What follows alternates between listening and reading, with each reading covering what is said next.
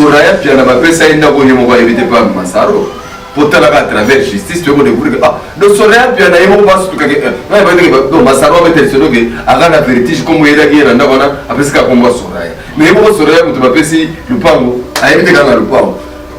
tala beauté ya justice banda procès bandaki comme ya mona linga évangile na terre so communauté condimandé congolais tout banda procès banda ya ba penda so batunika vital ba relation na Soraya ma fille Yona Soraya Bandeng ni ma fille. Yona Soraya Bandeng ni ma fille. Heureusement que tout aux avocats. Mais sur Soraya, il a été à la TV. Soraya, papa n'a pas commandé n'a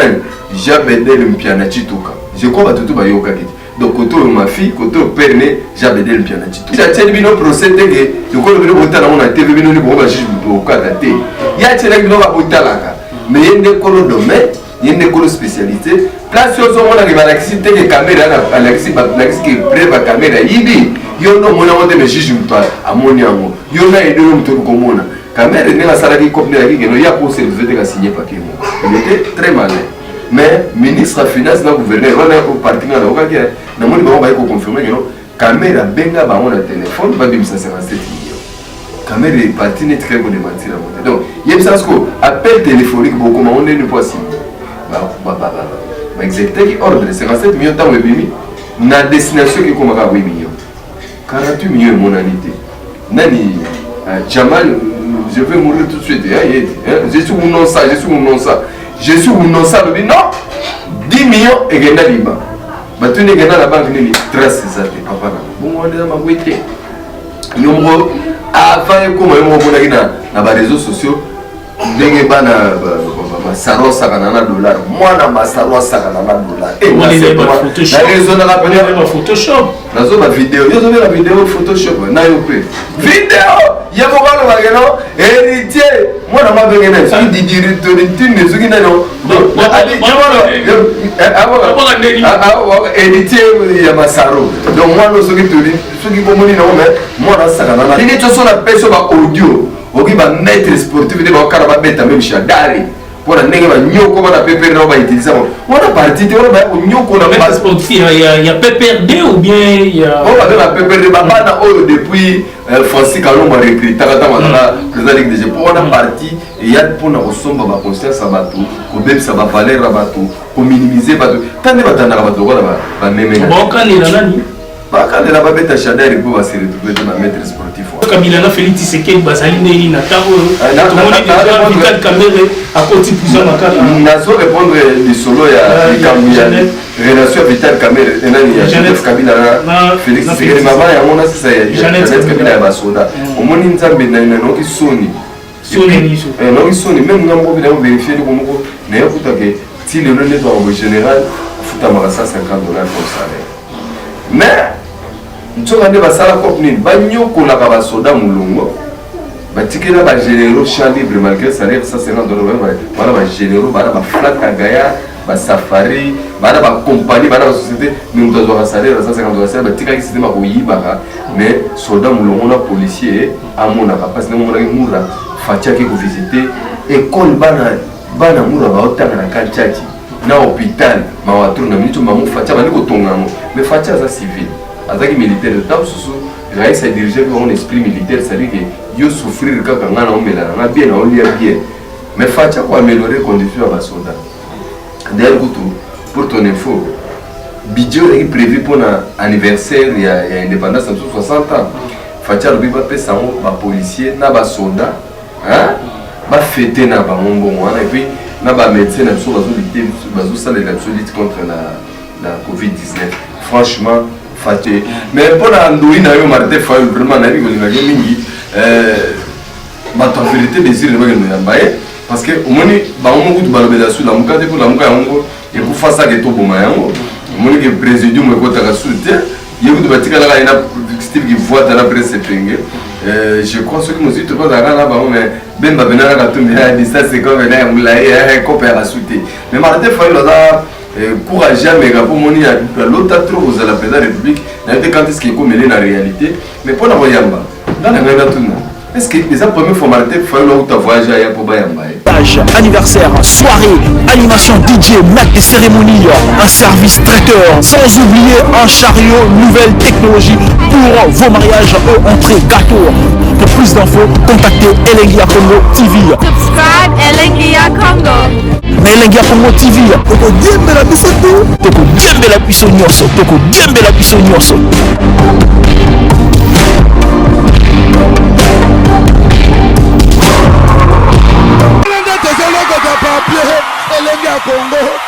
Glody Diasika,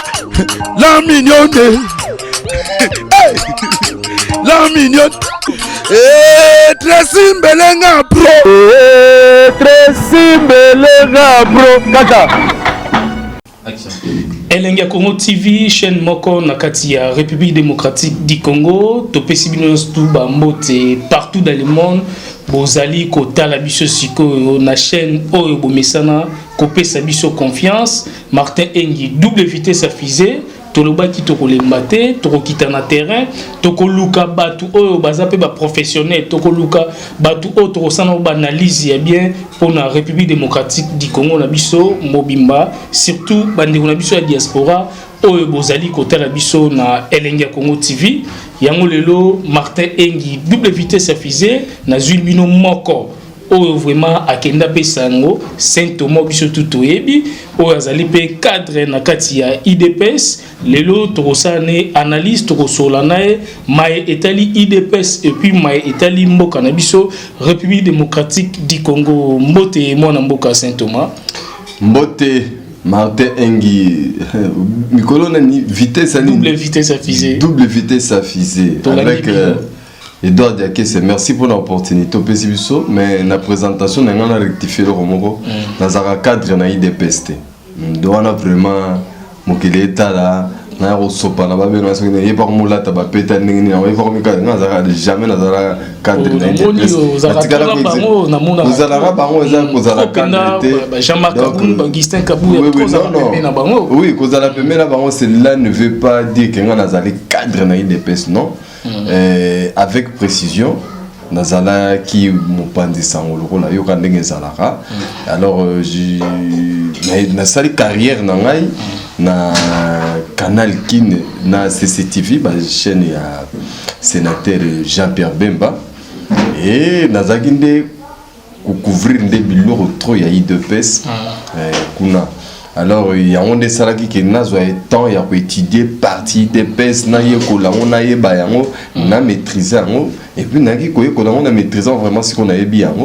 et après tant IDP c'est pouvoir en tout cas na parcours na ngai pe na kotala que notre depuis non antitile on a des rats à la partie politique mon côté pour aucun parti ne m'inspirer mais IDP na opposition à qui pour le battre bon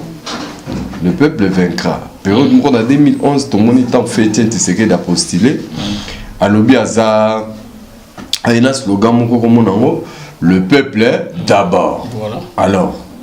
le peuple d'abord, comme programme où il dépêche à revendiquer l'état des droits. En tout cas,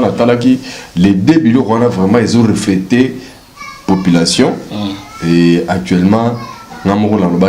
que j'ai décidé d'adhérer à l'IDPS. Alors Saint Thomas déjà ceux qui déjà ont décidé qui bon mingi pour bateau ba monako na kati ya IDPS. Alors après ceux qui 4 ans à pouvoir après sortir na bango dialogue intercongolais à San City ndé ba ko créer PPRD. Tout bateau ba adhérer à PPRD. Ba kenda pour na souci à peuple te ba kenda pour na kopa mbongo. C'est très très différent. Donc vraiment, on comprendre que n'osez jamais comparer l'IDPS avec le PPRD. Alors, IDPS toujours des ordres des alliés à IDPS par rapport à honorable, fils Mkoko Tangi, Sokindengene bon. Oui, bi faute des alliés binoté. Faut que les crédit au Burkina Faso ça va remplir dans le bango ba c'est que nous bango IDPS bango bazako engagé IDPS c'est allé au départ dans la partie à Moutouté mais ils allaient la partie nationale ba créer qui pour le peuple congolais et ce que banda ba créer IDPS stilelo ils ont une adhésion makasi ya population et population nyo so ya deraka na ba cause ya IDPS bazalaka na bango ba membre pe IDPS te. Voilà. Donc ça dit que IDPS c'est un patrimoine national pour la République démocratique du Congo. Constat sala ya mona bato ba la nanga depuis ba créer IDPS tilelo makambo le kaka na ba parti politique et belé na RDC. Mais on se rendre compte que bato nyonso ba s'intéresser na mambo le kaka na IDPS. Yo ne ngozana jamais roya kulukanga poto solo la masolo palu. Voilà, ça dit que politique d'abord il y a Congo comme pays boyé. Depuis les années 80, tilelo. Politique nyonso ya Congo tourne autour ya IDPS. Ça dit que IDPS est un fini de l'opposition à l'époque. Bano nyonso babotami abazande bano ya ye. Na muto ya kutagi na terre azaki ko peser qui parti au pouvoir à l'époque. Un père parti état yo nanga ngozana otikalo ka na histoire ezala ka sute. Or IDPS so ezaki bena ya mutu. C'est qu'après le roi Tshisekedi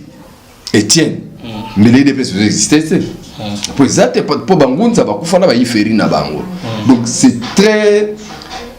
très différent. Na oyoyo ozako kolobananga wana. Donc bato ba olanda biso ba retenir le wana que vraiment pédagogie. Alors actuellement et ça observation parce que comment on puisque IDP c'est ça le pouvoir. Mais IDP c'est ali parti oyo et ça la pyramide renversée. Plus base mutu et dirigeaka et non ba cadre. Maintenant batou ba memaka désordre na IDP c'est ça la batou ba benga bango ba cadre na sens ni na sens boy au moins to benga na cadre ya IDPS voilà ce qui nazaki na sincérité na meli na ngo pe yango mamuko la tika yo mo benga na cadre ya IDPS ça dit na comment ça de na ngo trafic mususu bezali yep na zalaka nde cadre a cadre était pour le moment mais azalaka nde cadre et ba fils mko baza ba cadre ti lelo o ya loba ke Etienne Tshisekedi nde atikaka e azala pona ligue de jeunes donc fils mko ko ti lelo o be yo ta wa bisa ko biloko na seko boye ba no mamba IDPS est-ce que qui t'a dit qui yebisa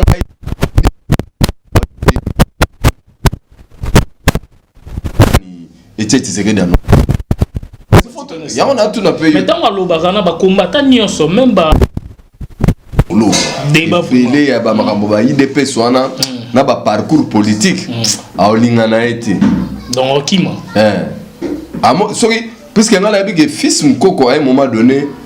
à ça la militantisme c'est bané à conférence comme tout Congolais à une adhésion il y a beaucoup d'IDPS comme sympathisant à IDPS mais pas au vrai sens il y a un membre actif je dis non. Est-ce que vous avez un militantisme na bané 90 et la conférence nationale souveraine c'est quelqu'un qui a marche azalaka courageux azala action ça la action makasi à terrain désobéissance civile vraiment à sala yango mais pas étant membre actif. Mais lelo ya lo zala calme zala na no calme ngam na ko sunga toma ngai mo nazalaka na besoin il fallait na luka contact na olenga ko elenga ki nazo ba réaction politique moko epa na e puisqu'à l'époque nazalaki ko sala na CCTV alors nae francophonie zoleka et tout ça époque à francophonie naki ko luka olenga ko yi mais na kuti sikoyo malgré na yo luka olenga ko yi tant na komi na réception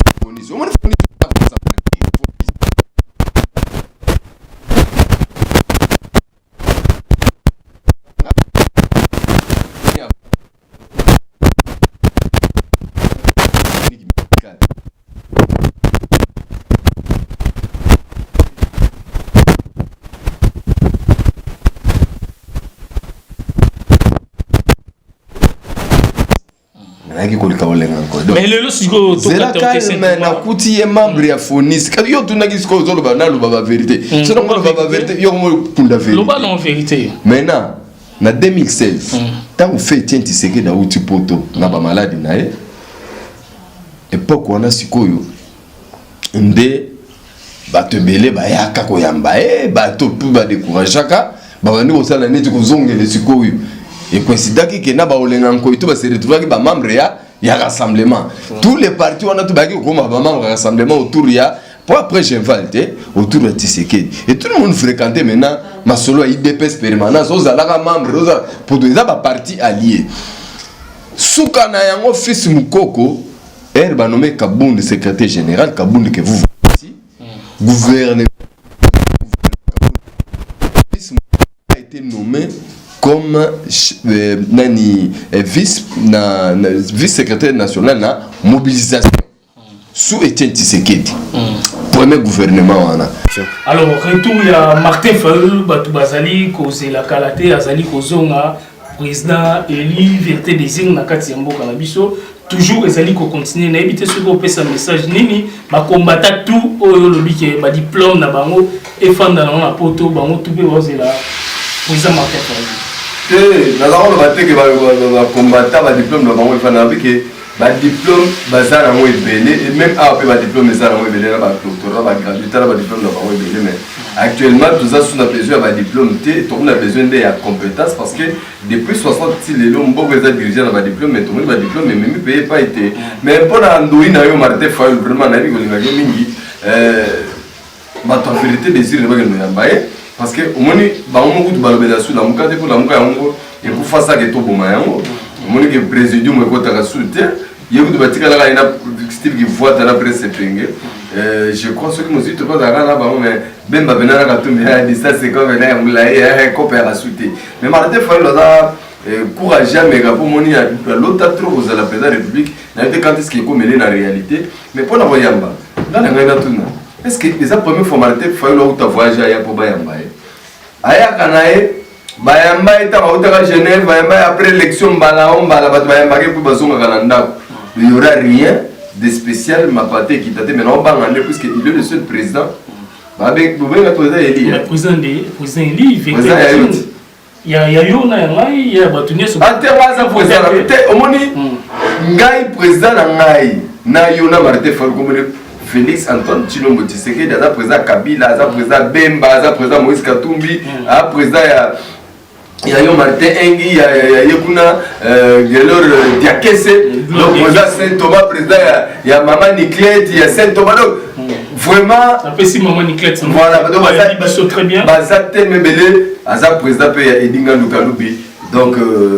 voilà président Félix Tshisekedi Tshilombo ne président républicain président Fayulu oui il a président décidé aux États-Unis il a président décidé parti moko boye na Congo ba bina vraiment mon penate il a la place qu'il yebani mais place monsieur yebani en plus ça aux États-Unis c'est la première fois qu'il est aux États-Unis d'ailleurs tout écoutier confiné dans ndako ba de ko ba bisanga zola là dans salon donc non bana ba tu batikela chambre mais bana ba lembi salon voilà yo moni bongo bio confirmé bien ba yebisa ba de komini ba aux États-Unis tu bazo yebisa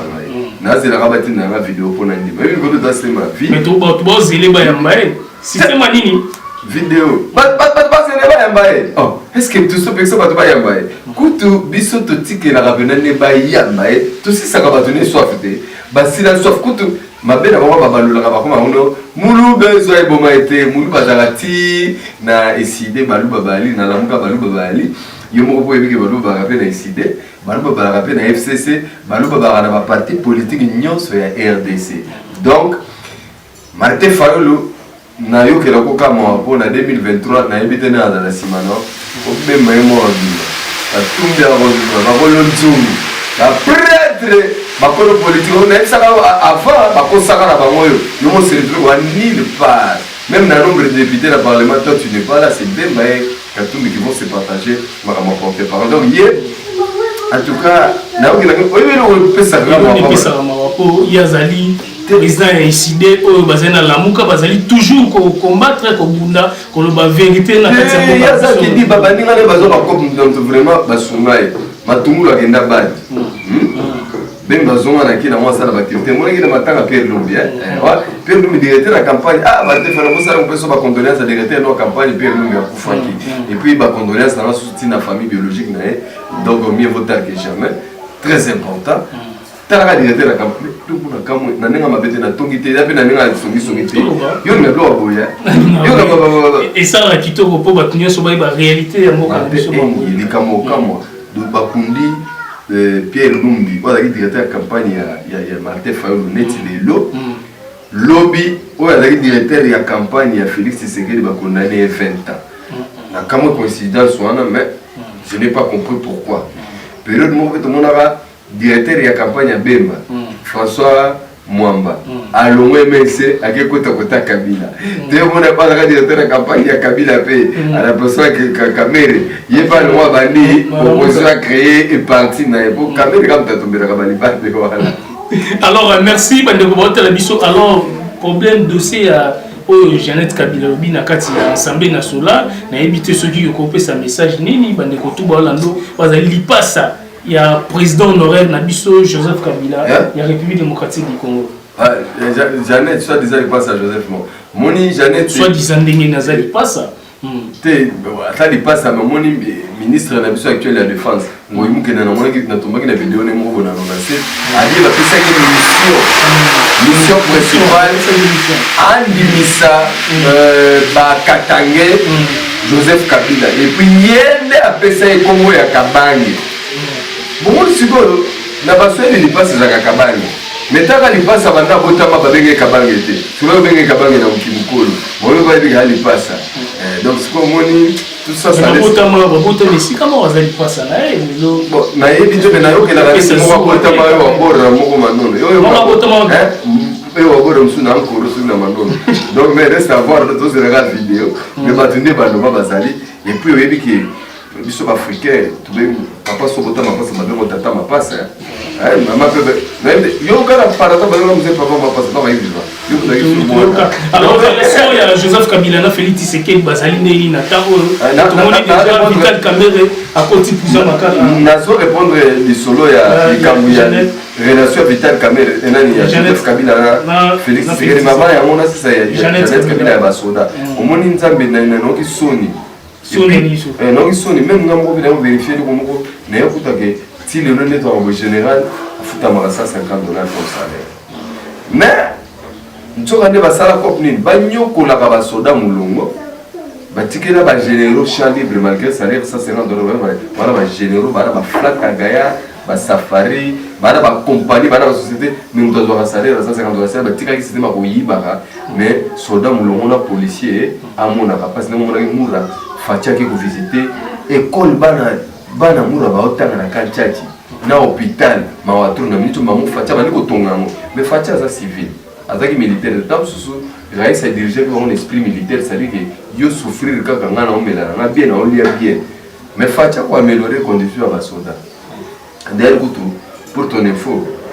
budget est prévu pour l'anniversaire il y a indépendance de 60 ans Fatia le biba pèse en bas policier na Basoda hein ba fêter na ba mbongo et puis na ba médecin na biso bazo lutter bazo ça les lutte contre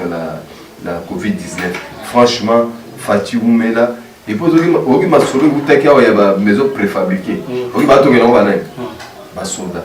na ba policier donc mutune ba ba vanda ine 18 ans depuis 97 ba ba bossa na valeur na ba soldat ba bossa na moni soldat lelo na Congo na ndenga mabete marité oke fungola page ngana kanga ngai na oka ba ba armée na biso ezali 9e na monde mais d'Afrique nga mona ni teza 40e mais quand il y a 40 surtout armée ouais na 97 il y avait Afdel Tilelo oui na benga 40 pour banda ba na pouvoir na ba bundaka na ba rebelle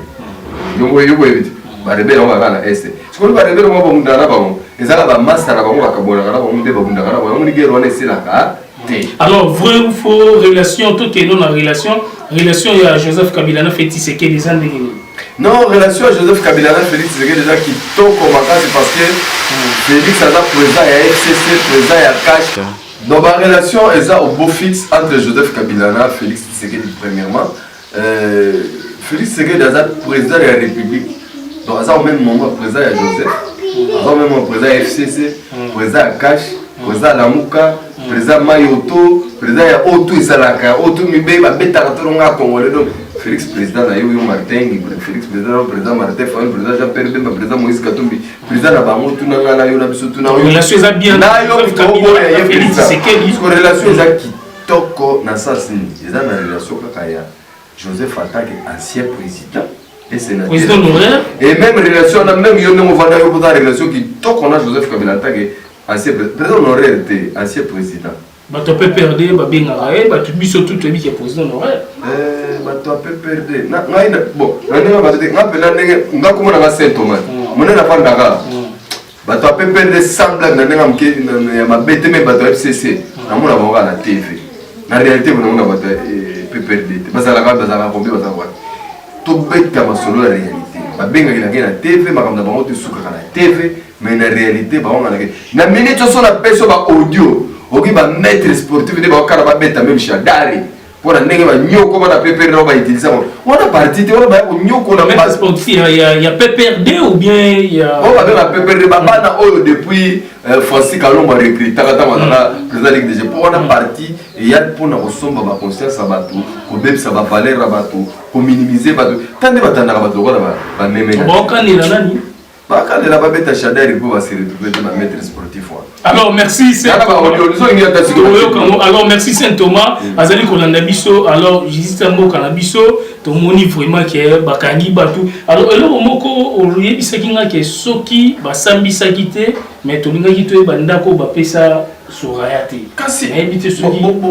beauté ya état de droit né yangoyo isali biso est-ce que il combien depuis procès à 100 jours il y a état de droit application yo et remplacer d'abord novela la bakina biso yo mo mona mututu akomi koler la TV po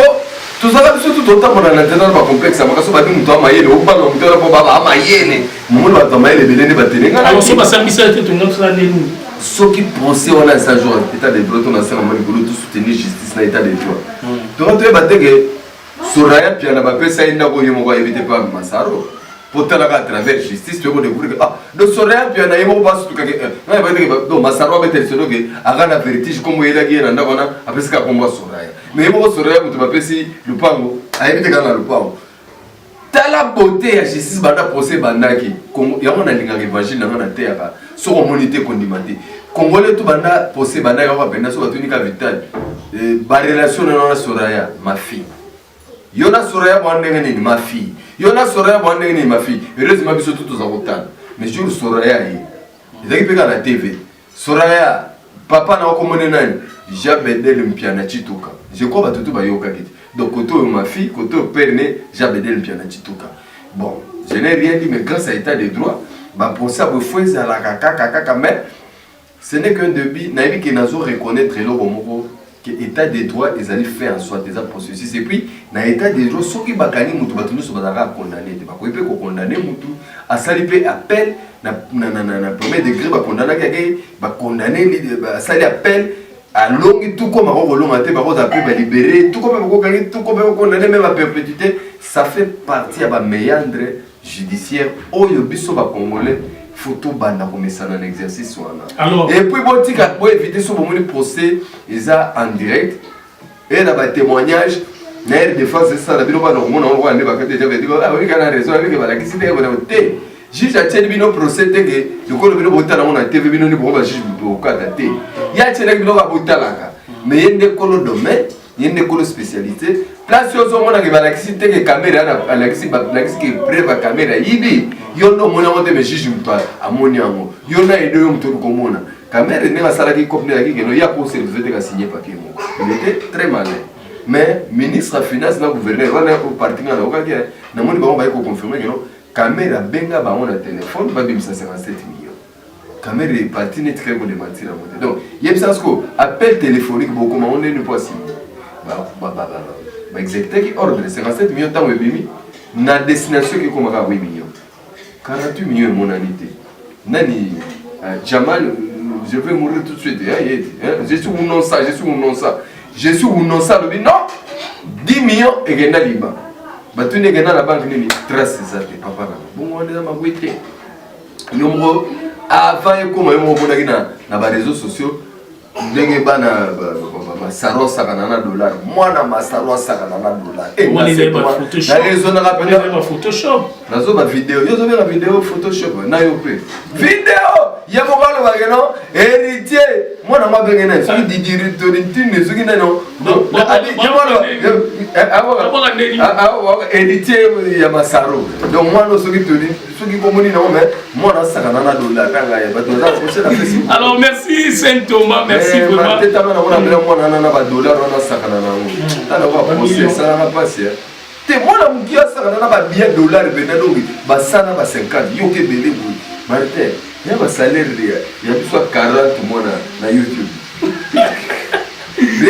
Comme quelqu'un comme moi, là, ça va pas continuer tout le temps, YouTube va faire un peu bien payé. Et non, ça va pas YouTube, mais là, on va YouTube, mais donc, il y a moi, c'est le toi, on a Kini. On a une société, soit télévision traditionnelle, ils sont pas foutus à la journaliste. Ils sont foutus à la $30 par mois. Moi, on a député, $30 par mois. Donc, ça m'a. Ce qu'on t'a dit, moi, qui est tiens, les briques qui est l'horaire de Kétaï. Alors, merci, Saint-Thomas. La diaspora, si on a niveau de poto, tu nous soupes, bazali ko sepela. Na pouvoir et Félix Tshisekedi, tu nous soupes, bazali ko sepela. Alors, il faut dire bon, encore ils en ont beaucoup à la parce que pouvoir mon côté, regarde en beaucoup. Bah, drapeau à Zaïre, quoi. Bateau balade drapeau Zaïre, ils ont des émotions, nostalgique. D'ailleurs, tu vas voir ça au Moulou dans la concert à Fali. Concert à Fali au Tsobeta en France. On va voir Tumbaso qui garde non. Mais parmi nous, on va avoir Bakana. Il y a mis Mikolo, ça live moi on a Facebook. Cette fois-ci, va changer ma couleur dans le drapeau. Mais il y a aussi parce qu'on va draper l'amitié à Congo. Le Moli Blamba Zaïre. Les arbres de soutenir moi. Maromo les resco et les geno. Procès au Dalasso dans le mois de septembre. Allez là déjà bon on va faire ça pour quand on va essayer on met 2500 €. Bah ça là en live. Engi, n'habite tam sur un jour dans des bon c'est là toi 2500 €. Alors merci Saint-Thomas de communiquer fort dans bande rebelle. Ba diaspora est belé comme on a rana mingi baza vraiment ba toma les mipe vanda mais la plupart peut ba sonner. Mon mingi ba kendaka ba ba na nguba. Bagenda ka ngulu ya baeri ba wenge ke depoto ni mabangulu aiba ke ro ke sala na poto te siko maele to isile ya uma butu vide avandela mwasi na sima jikolo soso ka marche azala kana et comment ku ba kopa mbongo so ba ke nole ba bon rien de spécial na ilo ba ba sala mutu aza vrai diaspora da Félix Tshisekedi aboni dans 91 ba possible na aéroport wana de na Martin Fayulu pe madame abona pe na poto madame abona na poto to continuer. Parce que il va pas politicien oyo yemoko na so ba ko sala gaz des fois on dit mais la place on va te vimba pour ne pas rater matin pour soir blanchisseur na IDPS de nom de na don de ba kombo bon on a dit que so ko saliro na IDPS même ba ko bomelo mo on est c'est ah on me la bo asia bana mo do ça bo IDPS a bomelo et on te dit j'aime no ma yo moni banda IDPS a pesa ka ba famille mu Congo ba kazi évidemment alors merci so person mu Congo yo na vie na politique Mikolo Raïs a bénéficié d'un temps sans son moment. Aïe, on m'a dit que Banda va tenir par le soit au gaz na TV. Oh, c'est non. Majorité artificielle, voter dans le Bambanga. Majorité populaire, ce qu'on peut voir avec Kaboul dans la pointe, il n'arrive pas à parler. Si quoi, Bino Boko, tu as parlé du peuple, vous avez 500. Libana tombé dans la 2 millions. Parce que 80 millions, pour finir parler du peuple, au final. Mais Libana, on a 2 millions. Bino, on a 500. Vous votez loi là maintenant pour si on va loi ici à l'année. C'est quoi bima les bandes okuta tout le monde là. Alors merci Elengia Congo TV chaîne moko na kati ya mboka na biso numéro de téléphone na bande ko tout batalo partout dans le monde pour ba benga yo ba komela yo. En tout cas merci à toi pour Elengia Congo TV. Ba tuno so bazo benga bazo dananga na monde entier na bingi bino mingi mais Binope bolinga Congo na ba congolais puisqu'à travers bolingo ne totonga Congo ya sika Congo lelo déjà état de droit ça dit sacré n'est pas le français la justice élève une nation et nous avons qu'une seule nation la RDC et mboko yo eza ya balu baté eza ya ba Congo té eza ya bangala té eza ya ba soyité mais mboka na biso nyonso na yango lokola mboka oyo ezali mboka na biso nyonso Tolimbana te simba na kwa mutu moko simba ya justice na biso pour ya monde et pour élever notre nation. Alors pour la numéro beaucoup contacter na WhatsApp na plus de 143 89 510 39 59. Donc plus 243 89 510 39 59. Merci encore une fois Nayo Martin Engi na bakonza Congo Elengia Congo TV Gelor Diakese merci Gelor Diakese après sinon on peut pas si le on émission dans la kaka mais on est ensemble merci alors merci na batunyo so boza branché na kati ya Elengi ya Congo TV chaîne bino ya bana mboka toza na Elengi ya Congo na biso nde tokokende liboso. Merci lisusu na Karine Chamba, merci na Meme Sipa na Canada, merci na maman Anto Alut Antoinette na Mati na pesi bino ba mbo théâtre, merci na Glody Diasuka Tracy Mbelenga Pro Gloire azali na sima ya caméra, ça va déjà. Donc tous ensemble déjà Potika Malamu na kati ya Elengi ya Congo TV. Martin Engi double vitesse à fusée. Anniversaire, soirée, animation DJ, mac et cérémonie, un service traiteur, sans oublier un chariot, nouvelle technologie pour vos mariages, entrée, gâteau. Pour plus d'infos, contactez Elengi ya Congo TV. Subscribe Elengi ya Congo. Mais Elengi ya Congo TV, toko diembe la biso tu, toko diembe la biso nyonso, toko diembe la biso nyonso.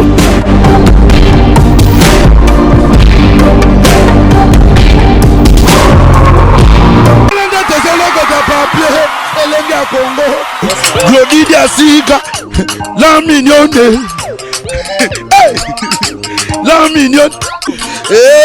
Tracy Mbelenga Pro, Tracy Mbelenga Pro, kaka.